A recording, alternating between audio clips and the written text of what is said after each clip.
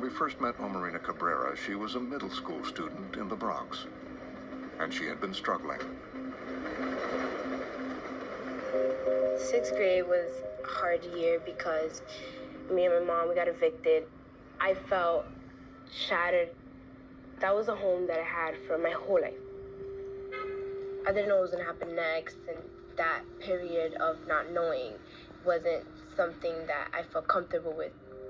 I felt this inkling in me that I would never want my children or anyone else experience this.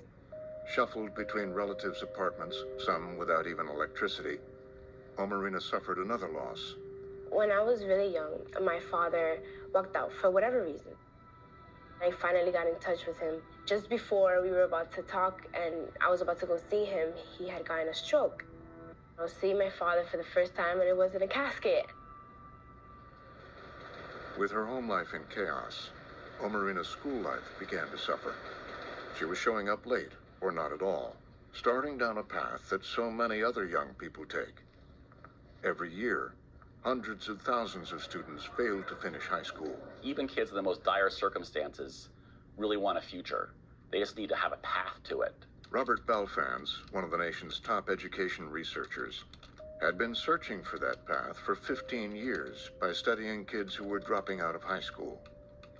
Then he realized that the key moment when kids begin to go down the wrong path was actually in middle school.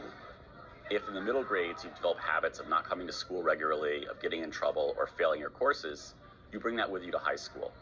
What he discovered was that if a sixth grade child in a high-poverty school is absent more than 20% of the time, or fails math or English, or receives an unsatisfactory behavior grade in a core course, there is a 75% chance that they will drop out of high school, unless there is decisive intervention. It may seem far less than rocket science, but it's something that, in fact, schools, by and large, have not paid attention to. But Omarina's school, Middle School 244, did. It had recently implemented a program based on Balfans's research, designed to catch faltering students like her. Every week, statistics were collected and reviewed by a team of counselors and teachers, including the principal, Dolores Peterson. Let's go to 802. Omarina.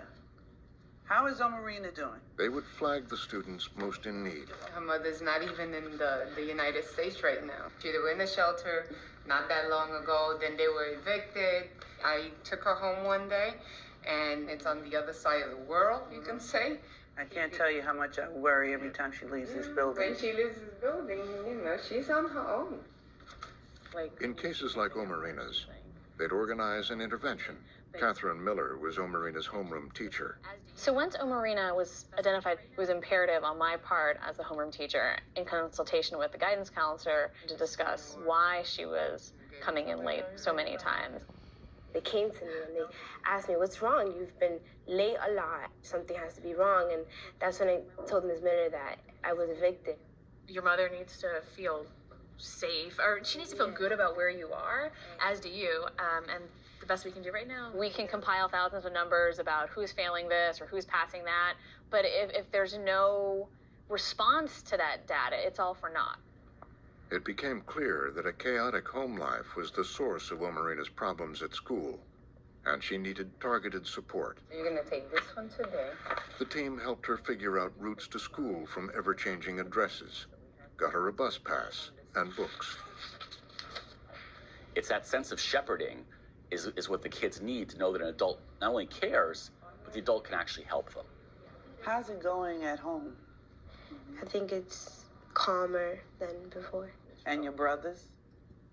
I had a lot of different things going on. I had my brother who was so smart, and he was just like me. He's my twin.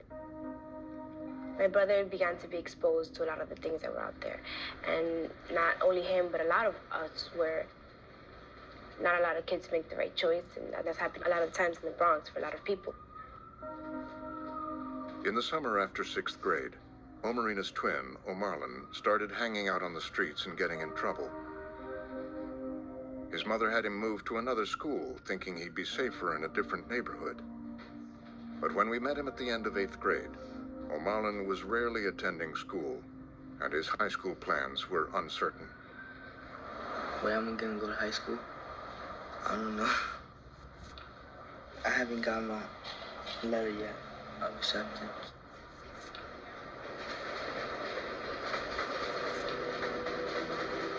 The fact that he got involved with the streets and he just began slipping off the mountain, slipping off, and it's really sad. Without everybody, that's what I would be. The fact that I go on to high school, that wouldn't matter to me. I can get my GED later. That's what I would say. Soon, Omarina was achieving near-perfect grades in attendance. Her teachers encouraged her to apply to competitive prep schools beyond New York City. That was your best essay. Read it to me again. I love it. Typically, young adults look upon a political figure or someone in their life for guidance and support. I, on the other hand, seem to find this inspiration within a black and white street sign. Imprinted on the signs are the words, "One way." It taunts me with the inevitable reminder that coming in is not the obstacle, but making it out. When the acceptance letters began coming in, they included a scholarship to Brooks, an exclusive private boarding school in Massachusetts. So, what did you decide? Which school did you choose? After giving it a lot of thought, I went with Brooks. So, are you excited? Yeah. I know really I excited. am. How does it feel, Miss Miller? It's very humbling, and I'm incredibly proud of your accomplishments. Oh, Miss Miller, you're gonna make me cry. Thank you. Oh, come here.